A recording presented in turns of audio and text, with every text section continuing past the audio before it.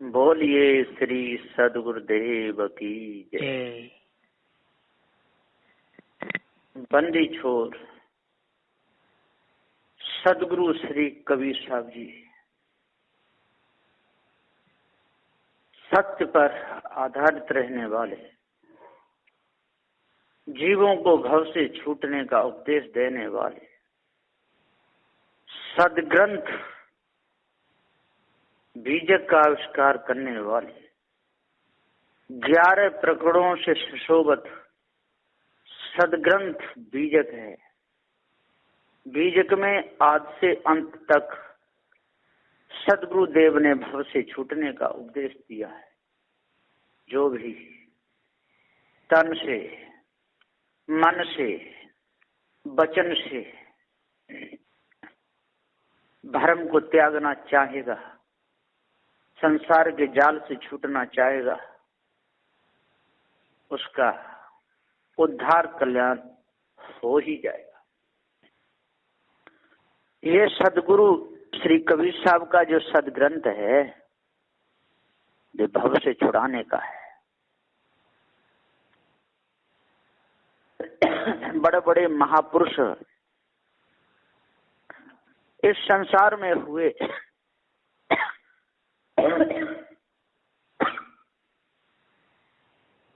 लेकिन पार ज्ञान के बिना धोखे में रहे, नहीं छूट पाए। ये व्यक्तिगत कसर रही। सदगुरुदेव ने तो उपदेश देने में कोई कसर नहीं रखी। सदगुरुदेव ने तो न्याय का ही उपदेश दिया, भव से छूटने का उपदेश दिया, सबका फंदा कटे, सब निहाल हो जाए, सबका मन पवित्र हो, अंतःकरण की आग सबकी बुझे है, काम क्रोध लोभ मोह से जीव छूटे, अलग हो जाए। सदगुरुदेव का कितना सुंदर विचार था, बहुत सुंदर विचार था। ऐसे सदगुरु का जितना भी गुणानुवाद करो, जितने भी उनकी महिमा गाओ, उतनी थोड़ी है। सदगुरुदेव का उपकार कहाँ तक वर्णन किया जाए। सदगुरुदेव ने जीव को बचा लिया। 2 दरियाए बहुत गहरे थे, उनसे लिया बचाई हो। बूढ़े बूढ़े के नर नारी मर गए, पार न कोई पाए हो। 2 दरियाए बहुत गहरे, इनमें जो भी गिरता है वो बच नहीं सकता। उसका वार होना बहुत मुश्किल है, हो ही नहीं सकता है। एक खांच ईश ब्रह्म परमात्मा, ब्रह्म की कल्पना, एक खांच अल्लाह खुदा, ये कल्पना। ये बहुत बड़े 2 दरिया है। एक तरफ खानी जाल का गड्ढा, एक तरफ बाणी जाल का गड्ढा।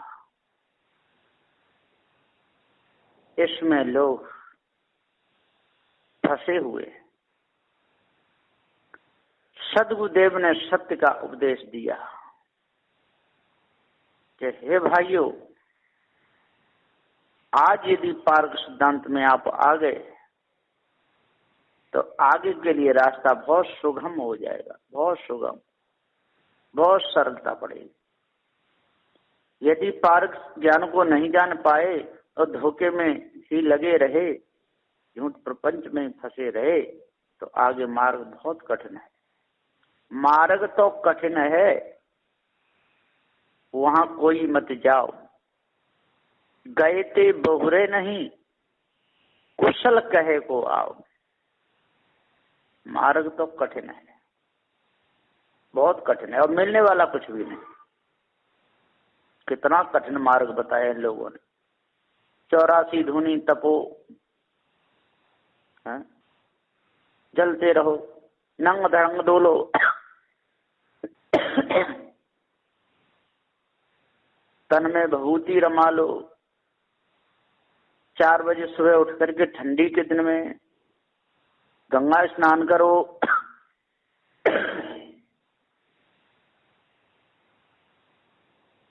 कैसा इन्होंने, बहुत कठिन। 84 कोस की परिक्रमा लगाओ, नर्मदा की परिक्रमा लगाओ, बहुत कठिन मार्ग बताया। 9 दुर्गन में 9 दिन भूखे रहो, अन्न मत खाओ, देवी खुश हो जाएगी। कितना भरम लगा दिया। देवी का भोजन भैंसा है, देवी भैंसा खाती है, देवी बकरे की बलि मांगती है। कुछ भी न हो, ज्यादा गरीबी है तो अंडा चढ़ा दो। धिक्कार है ऐसों के जीवन को जो इन्होंने कसाईपन फहराया धर्म के नाम पर। सदगुरुदेव कहते हैं, जो तोरा को ब्राह्मण कहिए तो का को कहिए कसाई। अब ऐसे लोगों को ब्राह्मण कहा जाए, ज्ञानी कहा जाए, तो कसाई किसे कहा जाए? कितना बड़ा इन्होंने अनर्थ किया संसार में। मार्ग तो कठिन है, बहुत कठिन है। पैर में फफोले पड़ जाते हैं, चलने में परेशानी आती है, बेहोश होकर के गिर जाते हैं, 9 दिन तक अन्न नहीं खाते, और मुसलमानों में तो 40 दिन तक अन्न नहीं खाते। जैनियों में 40 दिन तक अन्न नहीं खाते, उसमें मर जाए वो चंद्रमुख सिला पर पहुंच जाता है। मुसलमानों की भी बहुत बड़ी दुर्दशा है, कहां तक आए। एक मीठी ईद मिलाते हैं, उसमें कितने बकराओं का हलाल कर देते हैं, काट देते हैं। कितना कठिन मार्ग बताया। कहां तक इनको समझाया जाए। समझाने में सदगुरुदेव ने कोई कसर नहीं छोड़ी। फिर भी यदि कमी रह गई तो साहब क्या कर सकते। मार्ग तो कठिन है, वहां कोई मत जाओ। सदगुरुदेव कहते हैं इनके मार्गों में जाना नहीं, कोई इनकी बातों को कोई मानना नहीं। ये सारा धोखे का काम है। मांस खाना, मछली खाना, अंडे खाना, शराब पीना, बलि चढ़ाना, ये सब धोखे का काम है। कोई मन जाना, बहुत कठिन मार्ग है और मिलने वाला कुछ नहीं। कुछ सार निकले तो ठीक है, सार कुछ भी नहीं निकलता। भटक भटक करके मर जाते हैं, तप तप करके मरते हैं, फिर वही उन्हीं खानियों में जाते हैं, फिर उनकी वही दशा होती है। जो खाल खींचेगा वो खाल खिंचवाएगा अपनी भी, जो दूसरों को दुख देगा तो वो भी दुख पाएगा, बचेगा नहीं। कितना बड़ा संसार में अनर्थ फैला हुआ है। साहब ने इस साखी के माध्यम से उपदेश दिया सबको, ब्राह्मण को, क्षत्रिय को, वैश्य को, शूद्र को, ईसाई को, पारसी को, यहूदी को, किसी को, स्त्री को, पुरुष को, हिजड़ा को, कोई भी हो, जो इस उपदेश को अपने अंतःकरण में उतारेगा, धर्म नीति से चलेगा, उसका अंतकरण पवित्र हो जाएगा। भाइयों, सुनते समय इस उपदेश को मन में राग द्वेष नहीं लाना, मन में गिलानी नहीं लाना, नहीं तो आपको कुछ भी नहीं मिलेगा। सदगुरु श्री कबीर साहब के जो वचन हैं वो करारे हैं, खरे हैं, शुद्ध करने वाले हैं। लकड़ी काटनी है तो कुल्हाड़ी पर धार धरनी ही पड़ेगी, नहीं तो लकड़ी कटेगी नहीं। इसी प्रकार से बाल उतारने हैं, मोची दाढ़ी मोछ बनानी है तो धार वाला पेना ब्लेड लाना ही पड़ेगा, नहीं तो दाढ़ी मोछ नहीं बन सकती। धार वाली कुल्हाड़ी लानी ही पड़ेगी, नहीं तो लकड़ी नहीं कट सकती। गरम छेनी करके लोहे पे धर के हथौड़ी मारनी ही पड़ेगी, नहीं तो लोहा नहीं कट सकता। किसी प्रकार से कपड़े को लेकर के दर्जी के पास में ले जाना पड़ेगा, मशीन चलानी पड़ेगी तब कपड़ा सिलेगा, नहीं तो नहीं सिल सकता। इसी प्रकार से जो संसार में भूल फैली हुई है, जब तक कि हम तीक्ष्ण वचनों के द्वारा और इसको नहीं हम त्यागने को बताएंगे तो भूल नहीं मिट सकती। सदगुरु श्री कबीर साहब जी ने कितना सुंदर अच्छा उपदेश दिया, फिर भी लोगों के अंदर भ्रम रह जाए तो सदगुरु का कोई दोष नहीं है। मार्ग तो कठिन है, वहां कोई मत जाओ, वहां कोई नहीं जाना। उनकी बहुत बुरी दुर्दशा हो जाती है, बेचारे भटक भटक करके मरते हैं। कोई सूर पर अपनी नजर साध देते हैं, दोनों नेत्र चले जाते हैं। कोई ऊपर को एक अपनी भुजा उठा के खड़ी करे रहते, सूख जाती है, ऊर्ध्ववायु उसको कहते हैं। कोई खड़े सुरी रहते हैं, खड़े खड़े टट्टी पेशाब त्यागते रहते हैं, मलमूत्र को त्यागते रहते हैं, पैर उनके फूल जाते हैं, पशुओं जैसी दशा हो जाती है। सदगुरुदेव कहते हैं मार्ग तो कठिन है, वहां कोई मत जाओ, गए ते बहुरे नहीं, कुशल कहे को आओ। और गए से कोई आया नहीं, कहीं है ही नहीं। मार्ग बहुत कठिन है, मंजिल मिलती नहीं, जिसके लिए साधना की वो भी मिलता नहीं, भटकते रहते हैं। गए थे बहुरे नहीं, जो गया वहां पर वो लौट के आया नहीं। किसने कहा कि ऊपर 7 स्वर्ग हैं? किसने कहा? कौन देख करके आया है? ऊपर 14 तप हैं, अर्श के फर्श पर खुदा बैठा हुआ है, सारी दुनिया उसी ने बनाई है, कौन देख करके आया? ये सारी मिथ्या कल्पना, ये धोखा। गए थे बहुरे नहीं, फिर मांस खाने में नहीं आ सकता। यदि शरीर छूट गया इसी कल्पना में तो जाने कितने जन्मों तक पशु पक्षी उसमें खाने में भटकेगा। कुशल कहे को आ, अब कुशल कौन कहेगा? कौन बताया है कि ऊपर हमको सुख मिला था, वैकुंठ में हमको सुख मिला था? कौन देख करके आया? ये सारी मिथ्या कल्पना, धोखा लोगों ने जोड़ जोड़ करके कहानियां बना बना करके रख दी। इन कहानियों का कोई बार पार नहीं, धोखे में फंसे हुए।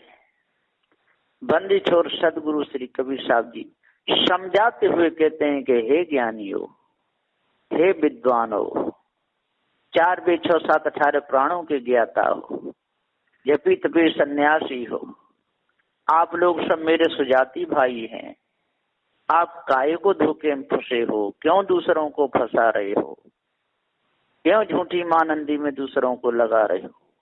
क्यों संसार के बेचारे अबुद्धि जीवों को लूट लूट करके खा रहे हो? इससे आपका क्या भला होगा?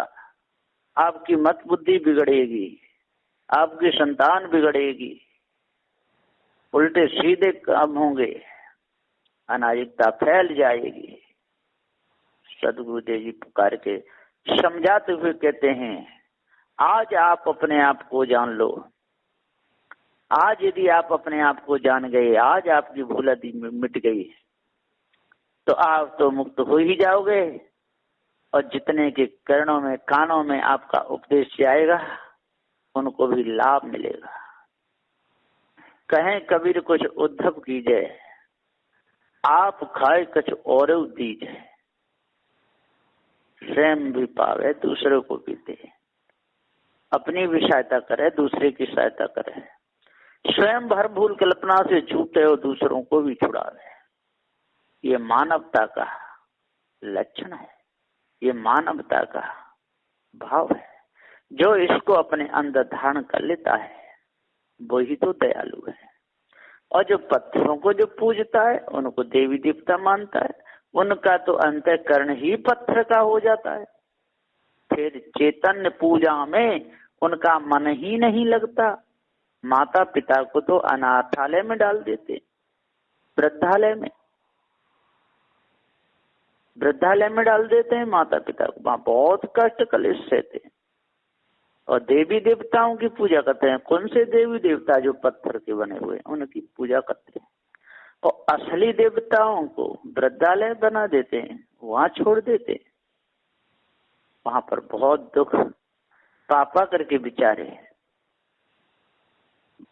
भटक भटक के शरीर छोड़ते हैं। सदु देवी कहते हैं दौज का बदला तीज में। यदि किसी का बुरा करोगे तो आपके साथ में बुरा होगा, वही हालत आपकी होने वाली है। एक लड़का था, उसकी शादी हो गई, उसकी माँ थी, वो काम करने जाता था नौकरी पर, बुढ़िया और उसकी घरवाली घर में रहती थी। तो बुढ़िया को बहुत दुख देती थी, बुढ़िया पे बर्तन मजवाती थी, बुढ़िया पे झाड़ू लगवाती थी, और कह देती थी कि अपने लड़का को नहीं बताना, नहीं तो समझ लेना तेरे सारे दांत तोड़ दूंगी। तो बुढ़िया बेचारी डर के मारे अपने बच्चे को नहीं बताती थी। बच्चा आगे पूछता था, माँ आपको कोई तकलीफ है? बेटा कुछ नहीं है। ये सेवा करती है कि नहीं मेरे घर की? खूब करती है, बड़े अच्छे तरह करती है, तू बेटा चिंता मत कर। बुढ़िया रोज दुख भोगती थी, लेकिन अपने बच्चे से नहीं कहती थी। एक बार उसका भाई आया, उस लड़के की घरवाली का, उसका साला आया, और वो नौकरी पे था। अपनी बहन से मिला, बहन बोली, भैया कोई वृद्धालय हो तो मेरी सास को वहां पर छोड़ दो, बूढ़ी सास है, अब इन पर काम भी होता नहीं है, मैं भी सेवा कर नहीं सकती, इसको छोड़ दो। वो भैया ले गया, जाकर के एक वृद्धालय में उस बुढ़िया को कर दिया। अब वो आया घर शाम को, बोला मेरी माँ कहाँ है? माँ, ओ माँ, आवाज लगाता है, माँ का कोई जवाब नहीं आता। अपनी घरवाली से बोला मेरी माँ कहाँ है? कि आपकी माँ बूढ़ी थी, चला फिरा नहीं जाता था, मेरा भाई आया तो मैंने कह दिया इसको वृद्धालय में कर दो, तो वहां छोड़ दिया। क्या? अच्छा, कोई बात नहीं।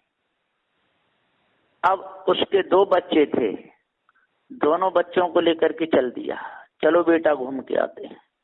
और जाकर के अपने चाचा जी के जहाँ बैठा दिए, और अकेला घर पे आ गया। उसकी घरवाली बोली मेरे 2 बच्चे कहाँ हैं? कि बच्चों को तो मैं अनाथालय में छोड़े आया, मैं नौकरी पे जाता हूँ, तू घर पे रहती है, काम धंधा करती है, बच्चों की कौन देखभाल करेगा? अनाथालय में होती रहेगी। एकदम गिर गई, हाय बेटा, हाय बेटा। तब उसने उठाई और कहा कि ये बता, जब तू अपने बेटाओं के लिए ऐसे गिर गई तो मेरी माँ के अंदर क्या बीतती होगी, क्या होता होगा? तुरंत पैर पकड़ लिए अपने पति के, बोले चलो सास जी को लेके आते हैं। फिर घर में लेकर के आए।